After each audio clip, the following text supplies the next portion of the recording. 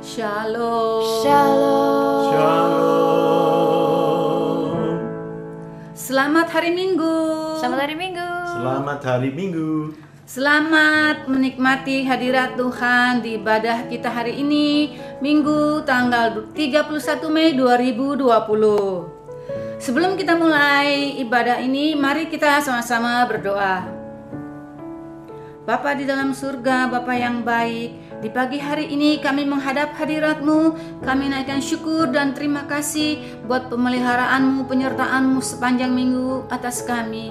Terima kasih Bapa, kalau hari ini kami kembali boleh mengadakan ibadah online. Kami percaya Engkau mengurapi setiap kami yang mengambil bagian, Engkau mengurapi setiap yang mendengar, yang menonton acara online ini. Terima kasih Bapa, karena di dalam nama-Mu kami akan mulai ibadah ini. Haleluya, amin. Amin.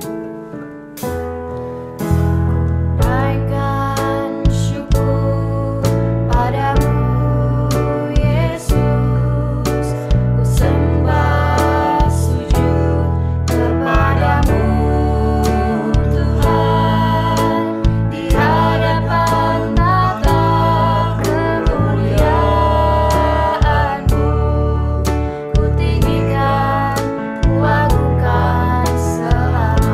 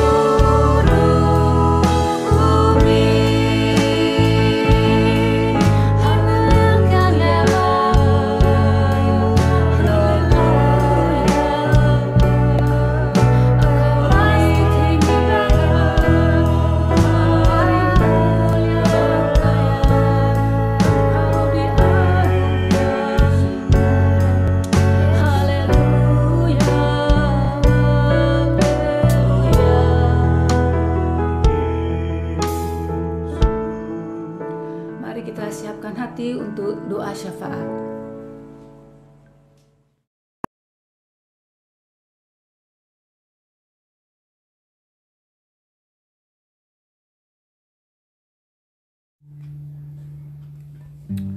Terima kasih Tuhan, pagi hari ini kami bersyukur kepada Engkau Tuhan, karena anugerah-Mu terus berlangsung dalam hidup kami Tuhan.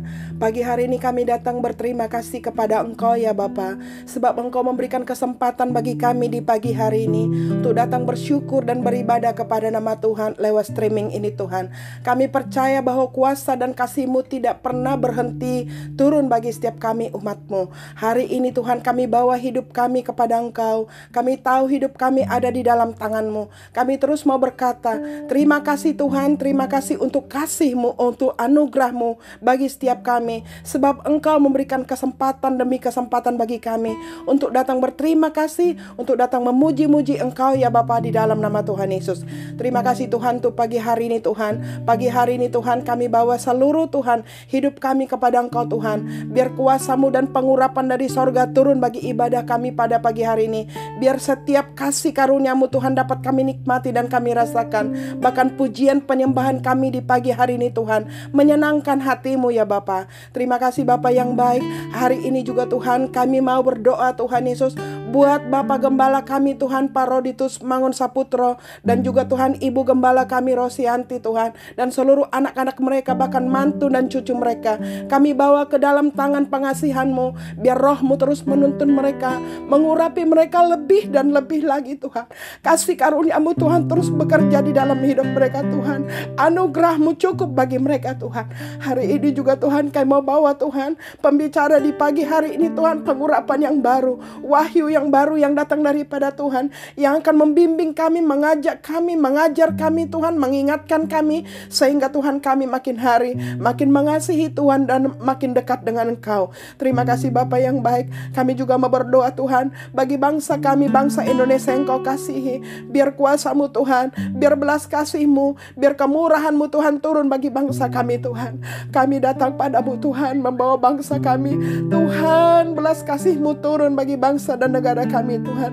Engkau tahu Tuhan yang terbaik Engkau lakukan bagi bangsa kami. Sebab itu Tuhan, kami minta anugerah-Mu, kasih karunia-Mu lebih lagi turun bagi bangsa kami. Kami bawa Tuhan pemerintahan Jokowi Tuhan dan wakilnya dan seluruh jajarannya, para menteri Tuhan. Biar kasih karunia-Mu Tuhan terus bekerja bagi hidup mereka. Anugerah-Mu Tuhan yang lebih lagi, hikmat-Mu turun bagi presiden kami Tuhan, sehingga dapat Tuhan Yesus memimpin bangsa kami, bangsa yang besar ini dengan hikmat, dengan kebijaksanaan yang datang daripada Tuhan. Sehingga bangsa kami menjadi bangsa yang maju di hadapan-Mu, menjadi bangsa yang sungguh-sungguh takut akan Tuhan, menjadi bangsa yang dapat dibimbing, diajak, dan juga didisiplinkan dalam kebenaran-Mu Tuhan. Kami juga datang pada Engkau Tuhan Yesus. Kami bersyukur Tuhan untuk apa yang terjadi di bangsa kami. Kami tahu Tuhan Engkau sedang mengingatkan kami Tuhan, bahwa di luar Tuhan kami tidak bisa berbuat apa-apa. Sebab itu Tuhan, pengaruh-pengaruh virus COVID pun Tuhan, tanpa Engkau tidak akan bisa kami berbuat apa-apa. Sebab itu kami serahkan semua di dalam tangan-Mu. Pulihkan bangsa kami Tuhan, pulihkan bangsa kami Tuhan, pulihkan bangsa kami dan ampuni bangsa kami di hadapan Engkau. Dan kami juga mau berdoa Tuhan buat para dokter, bagi semua Tuhan orang-orang yang sedang menangani Tuhan di rumah sakit. Biar anugerah-Mu kekuatan yang baru, kesehatan yang datang dari sorga Tuhan, Engkau anugerahkan bagi seluruh para perawat, para dokter yang sedang menangani orang-orang yang terkena virus COVID. Dan kami bawa kepada Engkau Tuhan, kasih-Mu mengalir bagi mereka. Kesembuhan terjadi, pemulihan terjadi Tuhan, bagi setiap orang yang terkena sakit virus COVID Tuhan. Dan kami datang pada Engkau Tuhan, pulihkan bangsa kami di hadapan Engkau, pulihkan bangsa kami di hadapan Engkau. Dan kami tahu Tuhan, bangsa kami ada di dalam hati-Mu, bangsa kami ada dalam tangan kasih karunia-Mu Tuhan. Sebab itu kami percaya Tuhan, Engkau tahu yang terbaik apa yang Kau lakukan bagi bangsa kami. Dan kami yakin Tuhan, bangsa kami dipulihkan, bangsa kami sudah dipulihkan, disembuhkan Tuhan di dalam nama Yesus. Perekonomian juga disembuhkan, bangkit Indonesia bagi kemuliaan bagi nama Engkau. Terima kasih Bapa yang baik, terima kasih Tuhan, terima kasih Yesus, terima kasih Tuhan. Kami juga mau berdoa Tuhan Yesus bagi setiap aparat-aparat Tuhan, bagi setiap relawan-relawan Tuhan Yesus. Biar mereka diberikan kekuatan, biar Engkau berikan Tuhan kasih karunia-Mu Tuhan, untuk mereka dapat mengerjakan setiap tugas-tugas mereka Tuhan dengan baik, dengan benar. Bahkan setiap masyarakat Indonesia Tuhan mau diatur dan didisiplinkan Tuhan, sehingga nama Tuhan ditinggikan, dipermuliakan. Hari ini Tuhan kami bawa seluruh bangsa kami, pulau demi pulau Tuhan kami bawa kepada Engkau Tuhan. Biar pemulihan yang datang dari sorga turun bagi setiap kami di Indonesia. Indonesia bagi kemuliaan-Mu Tuhan. Terima kasih Bapa yang baik. Kami datang padamu Tuhan, menyerahkan seluruh negeri kami kepada Engkau. Dan kami percaya Indonesia sudah dipulihkan dalam kasih karunia daripada Tuhan. Hari ini juga Tuhan kami berdoa bagi setiap hamba-Mu Tuhan yang melayani pagi hari ini Tuhan. Baik itu pembicara berkuasa-Mu Tuhan terus mengalir. Dan juga Tuhan setiap hamba-hamba-Mu, singer, WL, dan semua yang ambil bagian pelayanan pagi hari ini Tuhan, pengurapan dari sorga, berkat-Mu melimpah-limpah bagi setiap mereka Tuhan. Terima kasih Bapa yang baik. Hari ini kami serahkan sekali lagi ibadah kami di dalam tangan-Mu, dan kami tahu Tuhan, ibadah ini ibadah yang menyenangkan hati-Mu. Terima kasih Bapa yang baik. Dalam nama Tuhan Yesus kami mengucap syukur dan kami berdoa. Haleluya. Amin. Shalom saudaraku yang dikasihi Tuhan dimanapun saudara berada, yang ada di rumah-rumah. Saya percaya sampai dengan hari ini kita senantiasa penuh dengan sukacita, damai sejahtera, dan pemeliharaan Tuhan. Nah, sebelum kita bersama-sama belajar akan kebenaran firman Tuhan, saat ini saudara kita akan bersama-sama menyimak pengajaran dari Divisi Teologia GBI Gatot Subroto.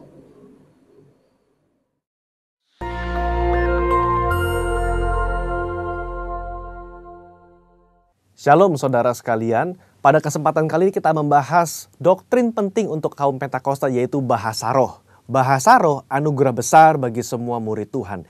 Di luar sana ada banyak pertanyaan dan perbincangan mengenai bahasa roh. Dan pada kesempatan kali ini kita membahas 3 pertanyaan yang sering ditanyakan oleh jemaat. Yang pertama, apakah bahasa roh bisa dipelajari? Nah saudara, jawabannya adalah tidak. Bahasa roh tidak bisa dipelajari. Secara konsisten dalam Alkitab kita melihat orang itu harus dipenuhi oleh karunia Roh Kudus. Lalu secara otomatis mereka akan berkata-kata dalam bahasa roh. Dalam Kisah Rasul pasal 2 ayat yang keempat, maka penuhlah mereka dengan Roh Kudus. Lalu mereka mulai berkata-kata seperti yang diberikan oleh roh itu kepada mereka. Nah saudara lihat, mereka harus dipenuhi oleh karunia Roh Kudus, baru mereka berkata-kata dalam bahasa roh. Contoh kedua, dalam Kisah Rasul 10 ayat 44-46. Ketika Petrus berkhotbah di keluarga Kornelius, maka turunlah Roh Kudus dari atas lalu memenuhi keluarga Kornelius. Dan mereka berkata-kata dalam bahasa roh. Jadi saudara, kita jelas bahwa bahasa roh itu secara otomatis diberikan langsung oleh Roh Kudus, bukan oleh manusia. Karena itu kita percaya tanda awal orang dibaptis Roh Kudus adalah dia berkata-kata dengan bahasa roh. Pertanyaan kedua, apakah orang yang tidak berbahasa roh akan masuk neraka? Jawabannya jelas tidak saudara. Kenapa? Karena urusan surga dan neraka itu mengenai keselamatan. Dan orang percaya kita selamat by grace through faith. Karena kasih karunia melalui iman. Tidak ada indikasi mengenai bahasa roh. Meskipun begitu, orang percaya akan kehilangan manfaat besar kalau mereka tidak berbahasa roh. Ada beberapa manfaat yang dijelaskan oleh Alkitab. 1 Korintus pasal 14 ayat yang keempat mengatakan begini. Mereka yang berbahasa roh sedang membangun dirinya sendiri. Kata membangun di situ menggunakan kata oikodomeo. Artinya seperti orang membangun tembok. Batu bata demi batu bata dibangun sampai menjadi tembok yang kokoh. Orang yang berbahasa roh sehari demi hari mereka berbahasa roh menguatkan manusia rohani mereka. Meskipun manusia batinia, meskipun manusia jasmani kita lemah, tetapi manusia rohani kita kuat. Dan manfaat kedua, Roma 8 ayat 26. Dikatakan roh juga membantu dengan berdoa untuk kita kepada Allah dengan keluhan-keluhan terdalam yang tidak terucapkan. Nah, saudara, seringkali di rumah ketika kita berdoa, kita kehabisan kata-kata untuk berdoa dalam bahasa Indonesia mungkin. Tetapi ketika kita berbahasa roh, kita bisa berdoa terus-menerus sampai roh itu mengeluarkan keluhan terdalam kepada Bapa mewakili kita semua. Pertanyaan ketiga, apakah semua orang bisa berbahasa roh? Jawabannya adalah ya. Kita kaum Pentakosta meyakini semua orang percaya yang lahir baru yang mau mereka bisa berbahasa roh. Fondasi firman-Nya ada dalam 1 Korintus 14 ayat yang kelima. Paulus mengatakan, aku suka supaya kamu semua berkata-kata dengan bahasa roh. Bapak Ibu, ada kata-kata semua di situ yang artinya semua orang yang mau pasti bisa berbahasa roh. Itu pun keinginan Paulus selaras dengan janji Tuhan di Yoel 2 ayat 28-32. Pada hari terakhir aku akan mencurahkan rohku ke atas semua manusia. Dan janji Tuhan dalam Markus 16 ayat yang ke-17. Tanda-tanda ini akan menyertai semua orang yang percaya. Yaitu mereka akan berkata-kata dengan bahasa yang baru. Sekian, saudara dikasih Tuhan, Tuhan Yesus memberkati.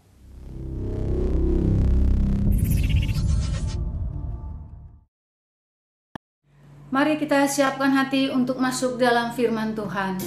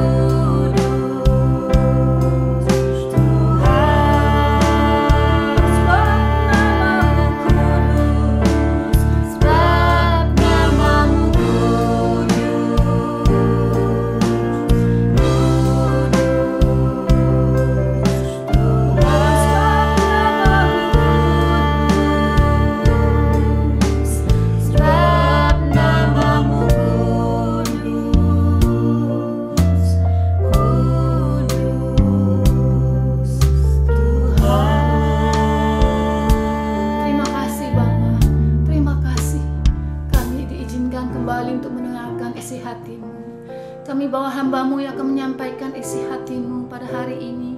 Kami percaya urapan-Mu sudah turun atas hamba-Mu. Lidah bibirnya semua Engkau kuasai, sehingga apa yang akan disampaikan boleh memberkati setiap yang mendengar. Engkau menjadikan kami sebagai pendengar-pendengar yang baik, sehingga setiap firman yang ditaburkan boleh menjadi buah yang baik dalam kehidupan kami. Terima kasih banyak Bapa. Terima kasih untuk firman-Mu di minggu pagi hari ini. Di dalam nama Tuhan Yesus kami sudah berdoa dan mengucap syukur. Haleluya. Amin. Amin. Shalom, selamat hari Minggu. Berjumpa kembali ya di dalam ibadah online. Nah, hari ini kita sudah memasuki minggu yang kelima di bulan Mei, di mana tuntunan Tuhan dengan gereja GBIHOT lewat gembala kita adalah bulan kemenangan. Kita terus dibawa, dituntun Tuhan dari kemenangan kepada kemenangan. Bahkan kita boleh melihat ya, dari mulai awal pertengahan bulan Maret, di mana terus ibadah online sudah dimulai sampai dengan hari ini, kita sudah 11 kali melakukan ibadah online. Dan saya percaya Bapak Ibu Saudaraku tetap kuat, tetap on fire, tetap menyala-nyala melayani Tuhan. Amin. Nah, bertepatan juga dengan hari ini adalah hari Pentakosta dicurahkan. Hari Pentakosta dicurahkan ya. Jadi hari di mana kita semua menerima kuasa Roh Kudus. Sudah ada Roh Kudus dalam kita, tapi terus kita dipenuhkan dengan kuasa Roh Kudus sehingga kita dimampukan berjalan dari kebenaran kepada kebenaran, dari kemenangan kepada kemenangan, dari kemuliaan kepada kemuliaan. Karena itu janji Tuhan, Tuhan terus menyertai kita. Amin. Nah, di dalam masa Covid ini saya mendapatkan satu firman Tuhan yang memberkati saya, dan saya mau share pada Bapak Ibu Saudaraku pagi hari ini. Kita ambil Alkitab kita buka di dalam Mazmur 34 ayat yang ke-20. Kita baca sama-sama kebenaran firman Tuhan ini ya. Yuk, 2, 3. Kemalangan orang benar banyak, tetapi Tuhan melepaskan dia dari semuanya itu. Amin. Artinya firman Tuhan ini memberikan kita kekuatan bahwa kemalangan itu memang banyak. Kemalangan orang benar itu banyak, tapi Tuhan melepaskan kita dari semuanya itu. Tema khotbah saya pagi hari ini adalah kemalangan orang benar, pasti ada pertolongan Tuhan. Yang percaya katakan amin. Haleluya. Pertolongan Tuhan pasti nyata atas setiap hidup kita. Amin. Nah, saya tuh mendapatkan gambar di FB yang sangat memberkati, di mana dalam gambar itu ada gelombang yang besar ya, ada badai yang besar, dan di dalam badai itu ada kapal-kapal di atas badai, baik itu kapal yang besar, kapal yang sedang maupun kapal yang kecil di gelombang yang sama. Di situ dikatakan dalam bahasa Inggris, we are not all in the same boat, but we are all in the same storm. Yang artinya kita tidak di kapal yang sama, tapi kita mengalami badai yang sama, gelombang yang sama. Kita lihat akhir-akhir ini, hari-hari terakhir ini, saudaraku, di mana gelombang itu sama-sama menimpa kita, baik itu orang benar maupun orang yang tidak benar ya, baik itu orang benar maupun orang fasik, sama-sama mengalami gelombang yang sama, panas yang sama, hujan yang sama ya, bahkan banjir juga yang sama gitu ya. Semuanya mengalami hal yang sama. Tapi perahu kita beda. Ada perahu yang besar, perahu yang sedang, kapal yang besar, kapal yang sedang maupun kapal yang kecil. Nah, di badai Covid-19 inilah kita menghadapi bersama-sama. Di awal-awal Covid-19 kita mendengar begitu banyak hamba-hamba Tuhan yang dipanggil pulang ke rumah Bapa di surga. Padahal mereka masih luar biasa dipakai Tuhan, tiba-tiba kena Covid dan pulang ke rumah Bapa di surga. Bagaimana istri mereka juga bertahan hidup dan mereka melihat pertolongan Tuhan begitu luar biasa atas hidup mereka. Tapi kita boleh belajar banyak bahwa di tengah badai ini pertolongan Tuhan itu luar biasa atas setiap kita. Tapi kadang-kadang kita suka agak bingung juga gitu ya. Kenapa Tuhan bisa terjadi seperti ini? Kenapa Tuhan orang benar bisa mengalami penderitaan dalam hidupnya? Kadang-kadang realita hidup tidak sama dengan yang Alkitab katakan. Sehingga membuat kita bertanya-tanya, bahkan kadang-kadang ada pertentangan di dalam hati kita.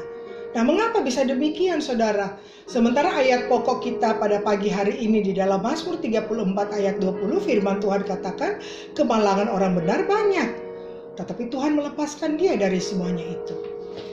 Ini yang akan menjadi pertanyaan kita dan kita akan sama-sama belajar. Kenapa?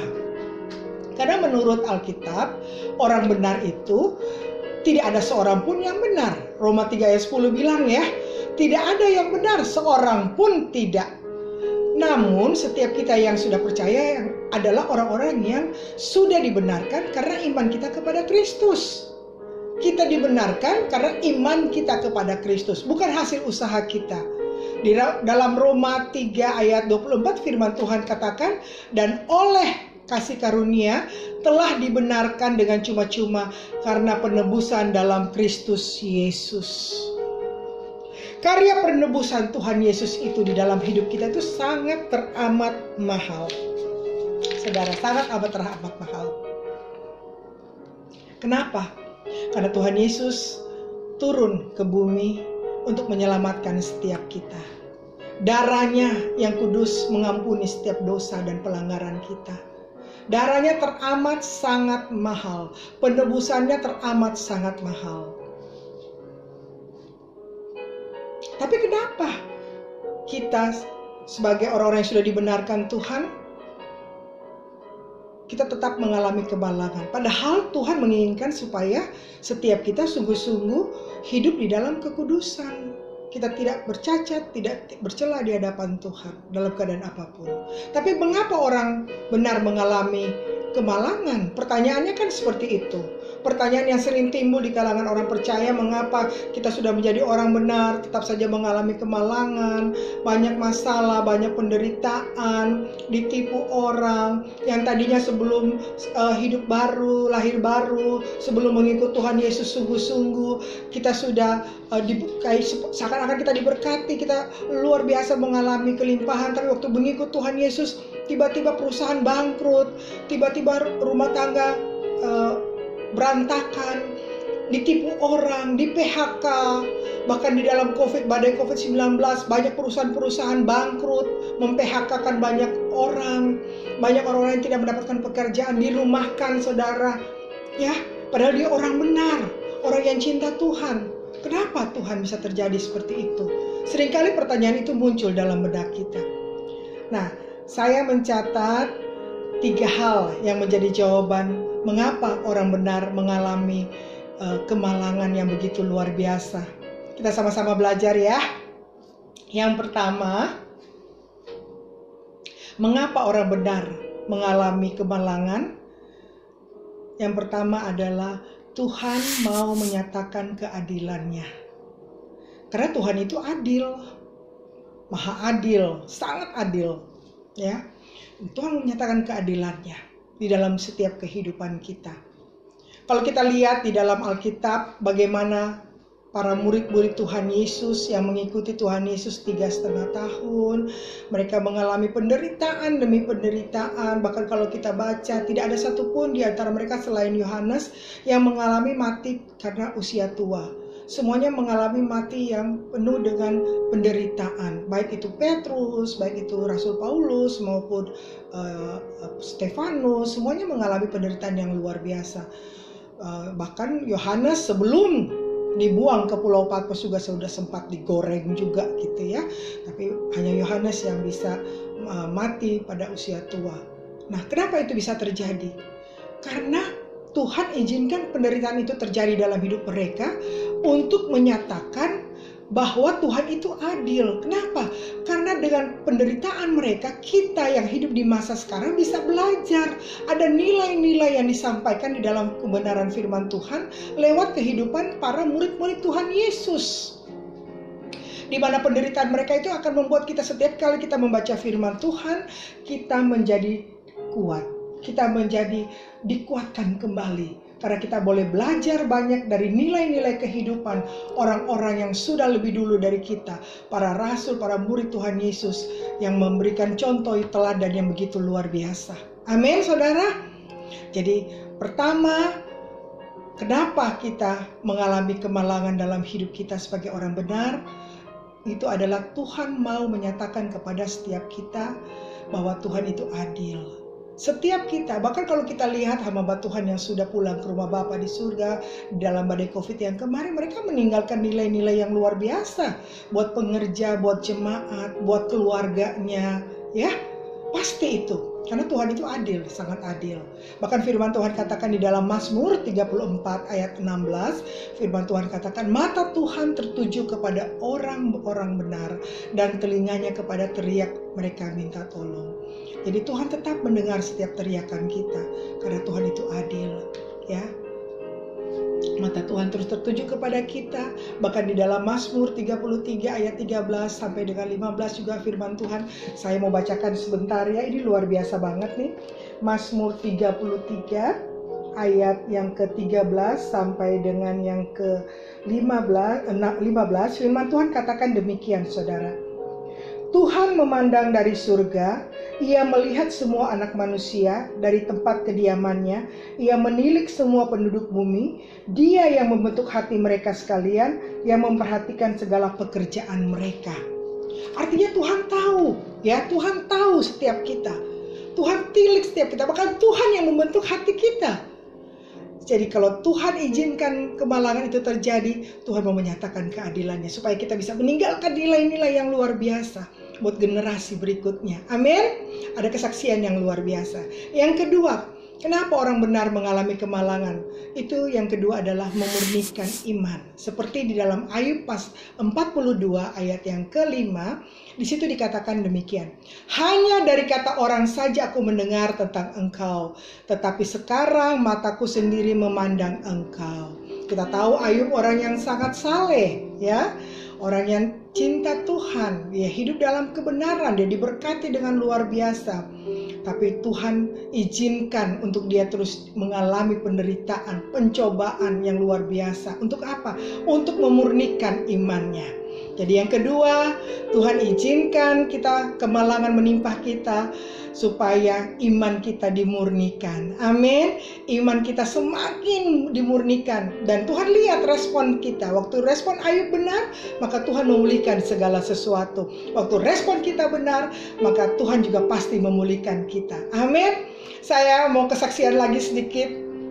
Bagaimana pada tahun 2019, ya, kami ada doa di Rayon 1A dan tiba-tiba hamba Tuhan yang dari luar negeri, ya, dia mendoakan saya sekaligus juga menubuatkan saya. Beliau katakan demikian, anakku, engkau sudah ada di saat itu dia katakan perahu. Anakku, engkau sudah ada di perahu yang benar dan engkau sudah menempatkan Tuhan Yesus sebagai jurumudi. Dan engkau sudah tahu kemana tujuannya yang akan Tuhan bawa engkau. Tapi anakku dengar, engkau tidak boleh pakai platformmu sendiri, tapi engkau harus pakai platformnya Tuhan. Dan saya tahu waktu itu disampaikan, itu adalah satu kekuatan yang baru yang Tuhan berikan kepada saya. Untuk saya tidak boleh mengandalkan pikiran saya, tidak boleh mengandalkan rancangan-rancangan yang sudah kita lakukan sebagai manusia, tapi biar semua platform itu adalah platformnya Tuhan. Saya bertobat, saya minta ampun sama Tuhan, saya bilang terima kasih Tuhan Yesus, saya akan introspeksi diri saya kembali supaya saya tidak mengandalkan kekuatan saya maupun pikiran saya. Singkat cerita, waktu berjalan, saya terus ingat akan setiap kata-kata nubuatan itu. Dan saya, Bapak dan saya dipercayakan Tuhan diundang untuk melayani di satu kota di luar Pulau Jawa. Dan kami sudah mempersiapkan semua, kami penuh sukacita karena kami akan melayani di tempat yang luar biasa. Kami pernah HMC di tempat itu juga. Nah, apa yang terjadi saudara? Semua sudah diatur, sudah dibawa dalam doa juga, ya. Sudah beli tiket. Ternyata malamnya saya mengalami serangan vertigo yang tiba-tiba yang membuat saya harus dilarikan ke IGD rumah sakit. Dan akhirnya dokter bilang tidak boleh berangkat, saya harus istirahat total selama 4 hari dan akan dilihat kemudian. Ya, disitulah saya memang tidak memberitahukan kepada siapa-siapa selain ke keluarga inti dan juga ke tempat Bapak Ibu Gembala yang mengundang kami. Minta maaf dengan sangat, akhirnya hanya Bapak saja yang berangkat. Walaupun saya sempat serasa sedih juga, tapi ya saya tahu itu rencana Tuhan, platformnya Tuhan buat saya. Oke, apa yang terjadi? Bapak melayani di sana, puji Tuhan luar biasa, dan saya dirawat selama 4 hari. 2 minggu kemudian, di pulau yang beda, di luar Pulau Jawa juga, mengundang saya kembali. Nah, di sini saya harus benar-benar berdoa lagi, lebih sungguh-sungguh lagi, tanya lagi sama Tuhan, ini dari Tuhan. Kalau dari Tuhan ya saya pasti dimampukan, karena saya memang harus banyak istirahat, belum boleh terima pelayanan keluar gitu. Tapi puji Tuhan, akhirnya dengan doa saya putuskan untuk dengan Bapak kami berangkat kembali untuk melayani di tempat lain di luar Pulau Jawa. Ternyata semuanya berjalan dengan penuh sukacita dan luar biasa. Jemaat-jemaat diberkati oleh Tuhan, kami mendapatkan keluarga baru di tempat itu, dan saya penuh dengan sukacita. Terima kasih Tuhan Yesus, saya diberikan kesehatan yang sempurna. Nah, awal Desember akhir itu rencana anak-anak Richard, anak-anak muda yang ada di gereja, mereka anak-anak perantauan, mereka ingin sekali beribadah di rumah Bapak Ibu Gembala dan ingin menutup tahun baru di rumah Bapak Ibu Gembala. Walaupun rumah kami jauh, ada di Jati Bening, ya Jati Bening itu perbatasan antara Jakarta Timur dan Bekasi, jadi ada di Pondok Gede, ya. Sedangkan pelayanan kami ada di Lebak Bulus, Jakarta Selatan. Nah, singkat cerita, jadilah kami ibadah bersama, penuh sukacita. Tiba-tiba menjelang subuh, banjir muncul, ya. Saudara mungkin tahu yang ada di Jabodetabek, bagaimana banjir itu melanda seluruh Jabodetabek, ya. Itu banjirnya luar biasa, yang belum pernah terjadi, itu terjadi pada tahun ini. Dan itu masuk sampai di lutut. Akhirnya ramai-ramai kami membersihkan, tapi sudah mulai ada kerusakan-kerusakan terjadi. Bahkan lantai dapur kami tiba-tiba meledak dan keramiknya pecah semua, kitchen set rusak, semua rusak. Carilah tukang. Susahnya minta ampun cari tukang, ya, pada saat itu. Akhirnya dapatlah 2 tukang. Dikerjakanlah, direnovasi, mau ditinggikan. Kami nggak mau pindah karena rumah kami adalah rumah berkat, dari tidak ada menjadi ada, dan anak-anak semua juga tidak setuju untuk dijual rumah ini, ya. Jadi kami harus memperbaiki, merenovasi. Singkat cerita lagi, akhirnya rumah direnovasi, belum selesai, tiba-tiba kakak saya yang pertama itu meninggal, sehingga harus beberapa hari diberhentikan lagi. Kami harus ke sana, ke rumah duka dan lain sebagainya. Nggak lama kemudian menjelang akhir bulan Januari, tiba-tiba Rino sakit, masuk rumah sakit juga. Jadi bertubi-tubi kemalangan demi kemalangan itu kalau dilihat secara mata manusia itu merupakan sesuatu yang berat, ya. Karena rumah belum selesai, tiba-tiba banjir datang lagi. Jadi dalam Januari Februari itu banjir, dalam 2 bulan 3 kali banjir, dan 3 kalinya itu naik sampai di lutut. Tapi puji Tuhan kami meresponi dengan benar, ya. Baik bapak saya maupun anak, menantu, cucu, semua penuh sukacita. Kami mengucap syukur, terima kasih Tuhan. Ada banyak hal yang sedang Tuhan bereskan dalam kehidupan kami. Dan Tuhan juga mengirimkan begitu banyak orang-orang yang mendoakan kami. Terima kasih Tuhan Yesus, luar biasa. Nah, di dalam masa-masa itulah kami belajar banyak bahwa kami terus ada di dalam pemurnian, ya. Hati kami dibersihkan, kami harus meresponi dengan benar, karena kami tahu waktu kami dimurnikan, kami dibersihkan oleh Tuhan, maka kami semakin hari akan semakin menjadi serupa dan segambar dengan Tuhan Yesus. Respon, ya, ingat, respon itu benar, harus benar, respon itu harus benar, ya, karena pemurnian iman itu nggak gampang, nggak semudah kita ngomong, tapi waktu kita alami, kita bisa menentukan kita mau meresponi dengan benar atau tidak. Seperti itu, ya. Jadi kemalangan orang benar banyak, tapi Tuhan menolong. Yang ketiga, untuk menyatakan kemuliaan Tuhan. Kenapa? Karena gereja di akhir zaman ini sedang dalam masa penampihan. Api Pentakosta, ya, api Pentakosta yang ketiga itu membersihkan gereja. Penghakiman Tuhan dimulai dari gereja. Gereja Tuhan sedang dibersihkan. Mana gereja yang gandum, mana gereja yang lalang. Sedang ditampih, sedang dipisahkan, ya. Saudara saya luar biasa mendapatkan ini. Kalau lalang, ya, yang ada di Indonesia yang tumbuh di antara padi-padi, itu dia agak beda daunnya. Jadi bisa kita bedain yang mana padi, yang mana lalang masih bisa kita bedain. Tapi kalau lalang dengan gandum, itu daunnya sama. Agak sulit kita bedain, mirip banget, serupa tapi tak sama. Tapi bedanya di mana? Di buah. Makanya nggak heran Tuhan Yesus pakai perumpamaan itu. Waktu murid-murid bilang cabut, Tuhan Yesus bilang jangan, nanti tunggu waktu berbuah, baru kelihatan. Jadi Tuhan akan pisahkan nih gereja yang gandum maupun gereja yang lalang. Ada pemisahan, ada pendampingan. Kelihatan dari mana? Ya dari buah. Karena itu gereja gandum harus berbuah. Karena buah daripada lalang itu dia memang berbuah, ya dia berbuah. Tapi buahnya itu beracun. Kalau dimakan bisa merusak pencernaan kita, membuat kita keracunan. Tapi kalau gandum, dia akan menyehatkan kita. Bahkan orang-orang diabetes ya, orang-orang tua yang diabetes dianjurkan untuk makan roti gandum gitu ya. Artinya apa? Gereja yang sehat, gereja yang benar, itu pasti akan berbuah. Buahnya buah apa? Ya buah roh. Ya, kita tahu di dalam Galatia 5 ayat 22 sampai 23 ya, buah roh itu apa? Kasih. Yang pertama, ada sukacita, ada kasih, ada sukacita, ada damai sejahtera, ya, ada kesabaran, ada kemurahan, ada kebaikan Tuhan, ada kesetiaan, ada kelemah lembutan, dan juga ada penguasaan diri. Jadi gereja Tuhan yang benar, gereja Tuhan yang hidup di dalam kebenaran pasti berbuah, dan orang akan melihat gereja yang gandum ataupun gereja yang lalang, ya. Nah, bagaimana? Apa yang kita pelajari dari ketiga hal ini? Ya, di mana firman Tuhan tadi ayat pokok kita di Mazmur 34 ayat 20 katakan kemalangan orang benar banyak. Nah, apa yang kita pelajari? Yang pertama adalah kita itu harus hidup di dalam kebenaran. Kita hidup harus dipenuhi dengan Roh Kudus.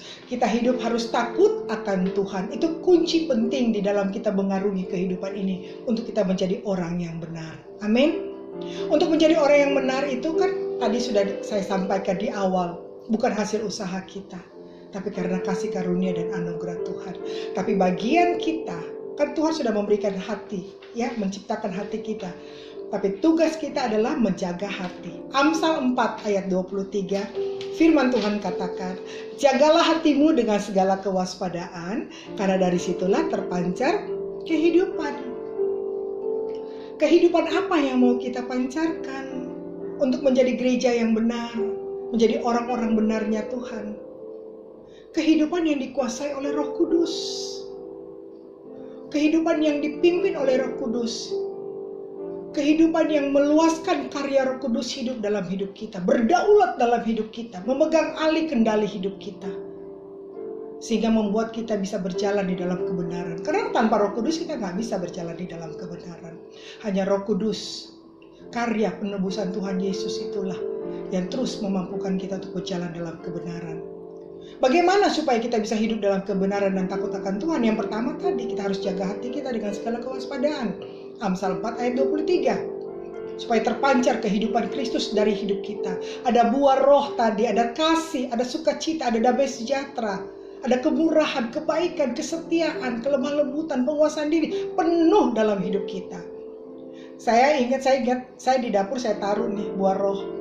Jadi kalau saya sudah mulai banyak ngomel ya, sudah mulai hilang kesabaran, saya lihat wah kesabaran saya berkurang nih, bertobat lagi gitu ya. Jadi saya terus itu ada buah roh di dalam dapur saya gitu, supaya saya terus ingat, Mas, apa yang kurang? Kalau saya sudah mulai kehilangan kasih, ya saya harus minta lagi Roh Kudus penuhkan saya dengan kasih, dengan kesabarannya ya, kesetiaannya dan lain, itu 9 buah roh. Yang kedua, bagaimana supaya kita hidup dalam kebenaran? Kita baca yuk di 1 Petrus 3 ayat 10 sampai dengan 11. Ya, saudara boleh buka firman Tuhan. 1 Petrus 3 ayat 10 sampai dengan 11, firman Tuhan katakan demikian. Siapa yang mau mencintai hidup dan mau melihat hari-hari baik, ia harus menjaga lidahnya terhadap yang jahat dan bibirnya terhadap ucapan-ucapan yang menipu. Ia harus menjauhi yang jahat dan melakukan yang baik. Ia harus mencari perdamaian dan berusaha mendapatkannya. Yakobus 3 katakan, dosa karena lidah. Kenapa? Karena lidah itu seperti api, dia dapat membakar hutan. Bahkan lidah itu seperti jurumudi, bisa mengendalikan kapal. Kapal kita apa? Kapal kita mau kapal kita besar, kapal kita sedang, kapal kita kecil. Yang menguasai itu jurumudi. Apa? Ya lidah. Lidah itu mengeluarkan perkataan. Dari mana perkataan itu? Dari hati. Makanya yang pertama tadi Amsal 4 ayat 23, jagalah hatimu dengan segala kewaspadaan karena dari situlah terpancar kehidupan. Dan yang kedua, jaga lidah kita supaya kita memperkatakan yang benar. Yuk, di hari Pentakosta ini para suami memperkatakan yang baik kepada istrinya, istri memperkatakan yang baik kepada suaminya, kita sebagai orang tua memperkatakan yang baik kepada anak-anak kita, mantu kita, cucu kita, anak-anak kita juga, mantu kita, cucu kita juga. Yuk belajar memperkatakan yang baik. Kalau bangun pagi hari terus kita memperkatakan yang tidak baik, maka sepanjang hari itu kita tidak akan baik. Firman Tuhan sudah katakan kok, siapa yang mau mencintai hidup dan mau melihat hari-harinya baik, ya harus menjaga lidahnya. Mungkin kadang-kadang anak-anak muda apalagi nih, suka kadang-kadang, wah lu apalah kata-katanya gitu ya, sembarangan, terus bilang, itu kan cuma senda gurau. Nggak bisa. Kalian katakan itu, kalian akan mengalami hal itu. Karena perkataan kita berkuasa. Dari mulut yang sama tidak bisa keluar kutuk dan berkat. Jadi kita harus jaga mulut kita, jaga lidah kita untuk memperkatakan yang baik. Ya, belajar ya, kita belajar. Kalau kita mau lihat hari-hari kita baik sepanjang hari, kita harus jaga perkataan kita, lidah kita. Bahkan di dalam Mazmur 34 ayat 13 dan 16, firman Tuhan katakan demikian. Siapakah orang yang menyukai hidup, yang mengingini umur panjang, untuk menikmati yang baik, jagalah lidahmu terhadap yang jahat dan bibirmu terhadap ucapan-ucapan yang menipu. Jauhilah yang jahat dan lakukanlah yang baik. Carilah perdamaian dan berusahalah mendapatkannya. Jadi kita mencari perdamaian itu usaha. Damai itu nggak turun dari langit. Damai itu harus kita yang berusaha. Karena gini, orang benar itu pasti bahagia. Orang benar itu pasti kuat. Karena dia tahu tujuan hidupnya, yaitu kekekalan. Dia tidak terfokus kepada yang dunia tawarkan. Dia fokus kepada kekekalan, makanya dia terus bahagia. Sekalipun dia ada di lembah kekelaman, dia percaya gadanya Tuhan, tongkatnya Tuhan, itu yang akan membimbing dia terus. Itu orang benar. Dan orang benar itu pasti bahagia, dia akan menularkan kebahagiaan kepada orang lain. Saudara pernah nggak di rumah, saudara tiba-tiba nyanyi satu pujian yang luar biasa, tiba-tiba seisi rumah nyanyi pujian yang sama. Artinya apa? Saudara sedang menularkan kebahagiaan kepada orang seisi rumah. Yuk, kalau kita bangun pagi, saya punya kebiasaan, setiap bangun pagi, saya pasti buka pintu, saya katakan shalom, berkat Tuhanlah yang menjadikan kami kaya, susah payah tidak akan menambahinya. Dan saya mendoakan semuanya, baik itu keluarga inti, keluarga besar, dalam pelayanan, keluarga rohani, semua saya doakan, tetangga-tetangga, lingkungan semua saya doakan. Dan saya mau terus jaga hati saya. Kalau sudah mulai terkontaminasi, ya saya bertobat lagi. Kuncinya kita bertobat lagi. Sehingga apa saudaraku? Pada saat kita hidup di dalam kebenaran, maka pertolongan Tuhan pasti sempurna atas setiap kita. Tuhan tidak pernah terlambat menolong kita. Amin. Tuhan tidak pernah terlambat menolong kita. Puji Tuhan, kiranya kebenaran firman Tuhan pada pagi hari yang luar biasa di minggu ini memberkati kita semua dan membawa kita dari kebenaran kepada kebenaran, dan kita percaya pertolongan Tuhan sempurna atas setiap kita. Haleluya. Puji Tuhan. Kita berdoa yuk. Bapa kami yang ada dalam kerajaan surga, Bapa yang kami panggil di dalam nama Tuhan Yesus Kristus, yang memberikan Roh Kudus yang dahsyat, yang perkasa, yang luar biasa di dalam kehidupan kami. yang menuntun kami dari kebenaran kepada kebenaran.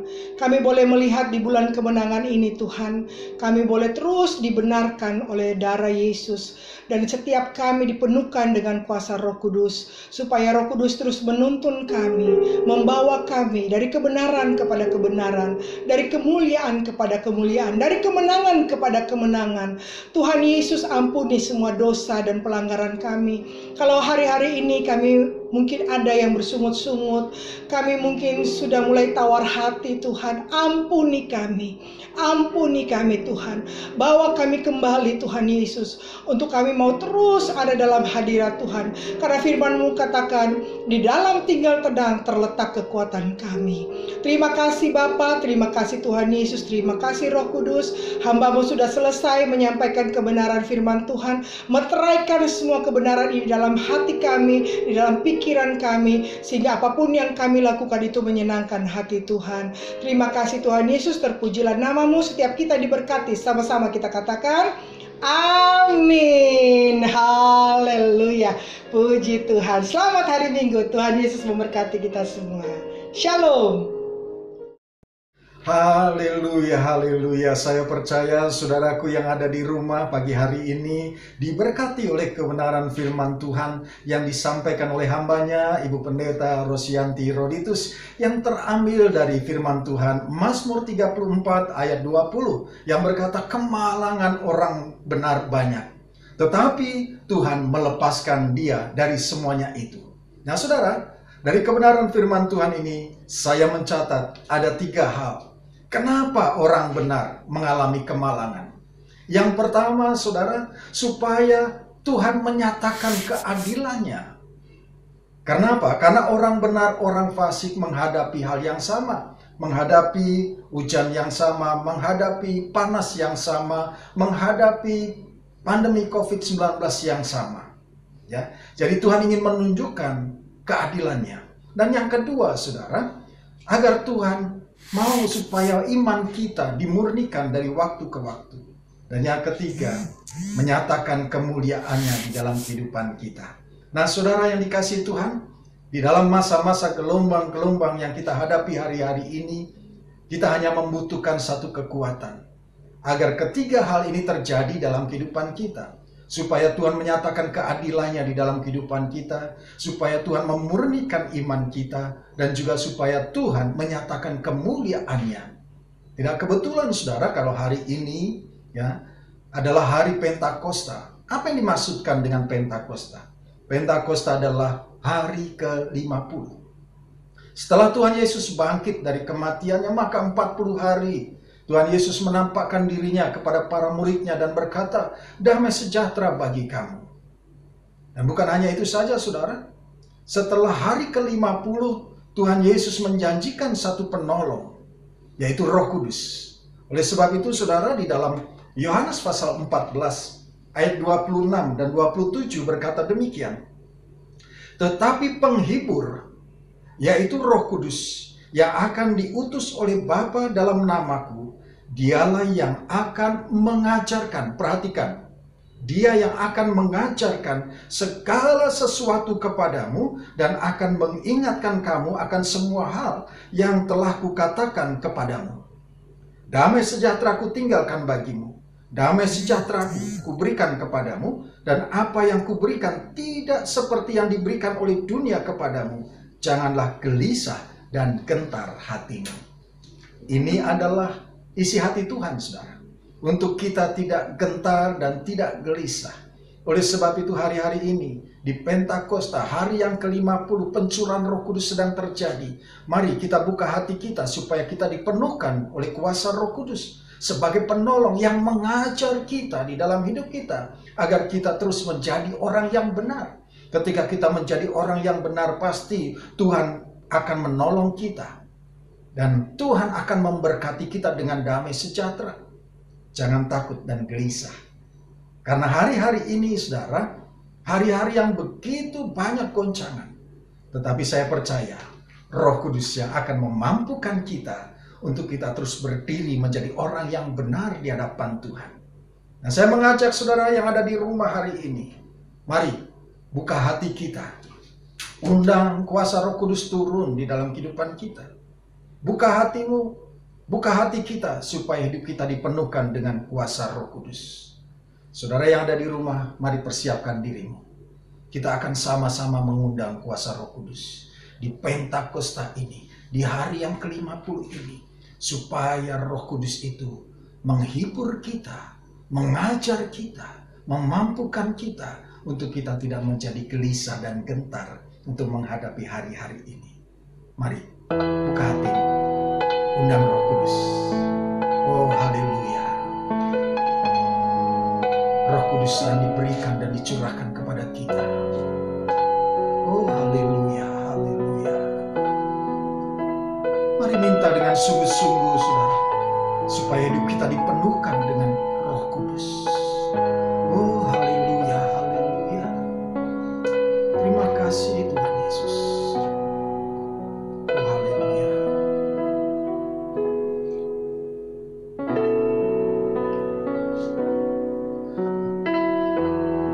Allah Roh Kudus, penuhi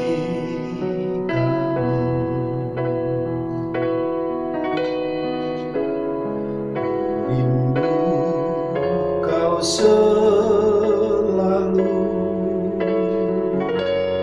dalam hidupku.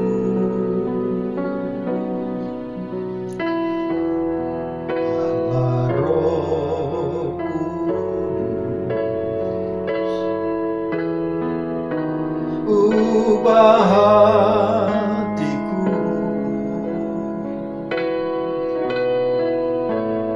jadikanku jamalah ku rindu hadiratmu. Ku sembah kudus, kudus, kuduslah Tuhan, dan ku sanjung Kau mulia, mulia bagimu Tuhan.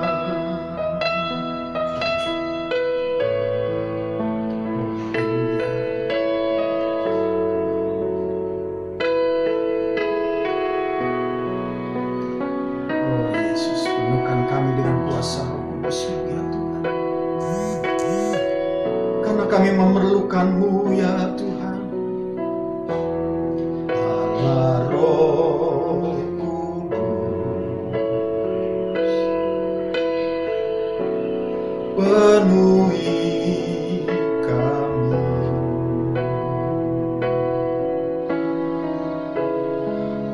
Rindu Kau selalu dalam hidupku.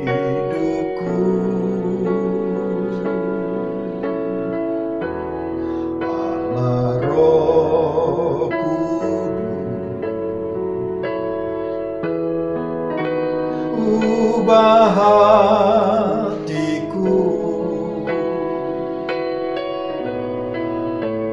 jadikanku jamalah ku rindu hadiratmu. Ku sembah kudus,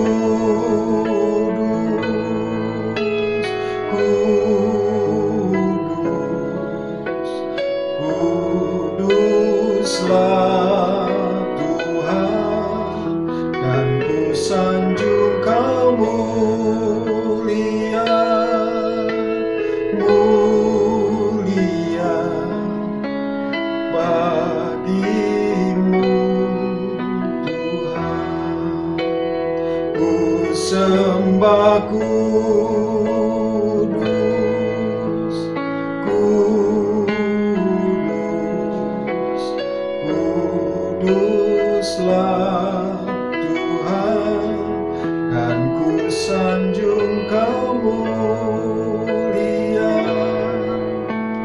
mulia bagimu Tuhan, dan ku sanjung kemuliaan mulia bagimu Tuhan, bagimu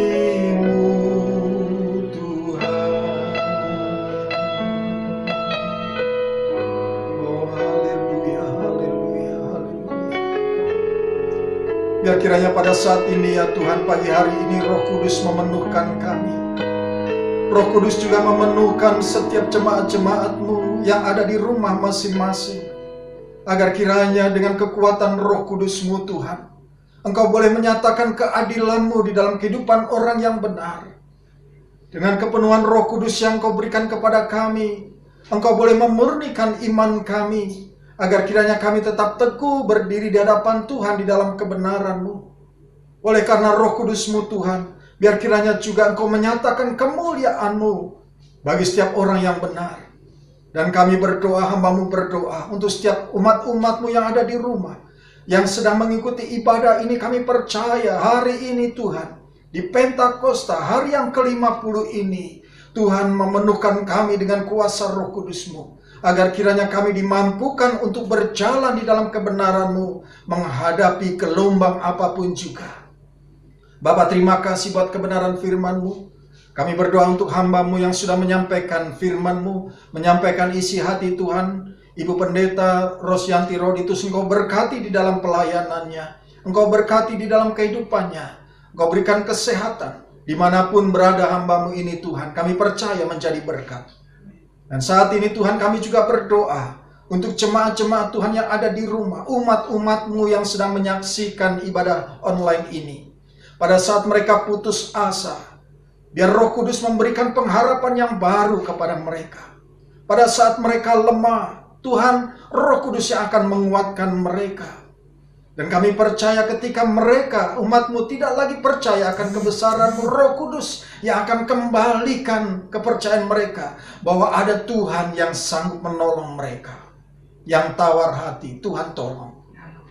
Dalam nama Tuhan Yesus, Roh Kudus penuh. Dan Roh Kudus yang akan memampukan, dan Roh Kudus yang mengajar setiap umat-Mu untuk berjalan di dalam kebenaran firman Tuhan. Dan saya percaya, saudaraku yang di rumah, ketika engkau membuka hatimu terhadap kuasa Roh Kudus, engkau akan dikuatkan. Ketika engkau sedang tawar hati kepada Tuhan, percaya Roh Kudus yang akan memberikan kegairahan baru kepadamu, bahwa Tuhan adalah Tuhan yang berkuasa, yang sanggup merubahkan kehidupanmu. Bapa, kami berdoa untuk jemaat-Mu yang sudah ambil bagian di dalam ibadah online ini. Engkau berkati kehidupannya, Engkau berkati keluarga demi keluarga. Engkau berkati pekerjaannya, bahkan kalau ada beberapa jemaat Tuhan yang kehilangan pekerjaan, berikan kreativitas ya Roh Kudus, supaya mereka boleh menciptakan pekerjaan. Mereka diberkati menjadi berkat. Bapa, terima kasih. Kami berdoa ya Tuhan, bagi umat-umat-Mu yang akan menabur. Kami percaya bahwa Engkau memberkati setiap tangan-tangan yang sudah diulurkan untuk menabur. Karena mereka menabur dengan penuh sukacita. Dan karena mengasihi Tuhan, Bapa, kiranya apa yang dikerjakan oleh tangannya dijadikan berhasil. Dan mereka tidak pernah kekurangan apapun juga. Bahkan Tuhan membuka tingkap-tingkap langit. Tuhan, terima kasih buat hari ini. Kami bersyukur untuk ibadah yang kami boleh nikmati. Untuk kami boleh menikmati juga hadirat-Mu yang menguatkan kami. Bahkan kami boleh diteguhkan, dikuatkan dengan Roh Kudus-Mu yang terus dipenuhkan dalam hidup kami. Dan kami akan mengakhiri ibadah kami saat hari ini. Dan kami percaya anugerah Tuhan, penyertaan Tuhan senantiasa ada bersama-sama dengan kami. Terima kasih Tuhan Yesus, terima kasih. Terpujilah nama-Mu Tuhan Yesus kekal selama-lamanya. Kekasih-kekasih Tuhan, mari angkat tangan kita yang kudus di hadapan Tuhan. Tengadahkan wajah kita menikmati kasih-Nya. Dan sebelum terima berkat Tuhan, dengarkanlah janji firman-Nya. Diberkatilah setiap orang yang hatinya melekat dan tertuju kepada Tuhan. Diberkatilah keluar masuk rumahnya. Diberkatilah lumbung-lumbungnya penuh berkelimpahan. Diberkatilah buah kandungannya. Dan apa saja yang dilakukannya menjadi berhasil karena Tuhan Yesus menyertai. Kekasih-kekasih Tuhan, terimalah berkat yang berlimpah-limpah dari Allah Bapa di sorga, kasih setia dari anaknya yang tunggal, Tuhan kita Yesus Kristus, kekuatan dan penghiburan dari Allah Roh Kudus menyertai kita, mulai saat ini sampai Maranatha, Tuhan Yesus datang, menjemput kita di awan-awan yang permai, bahkan kekal selama-lamanya. Di dalam nama Tuhan Yesus Kristus, haleluya.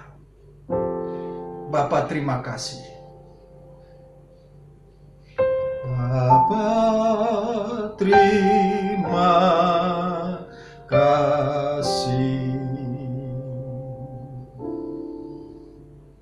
Bapa, terima kasih.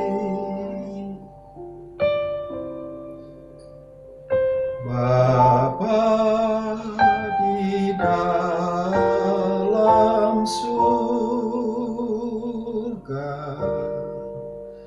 ku berterima kasih.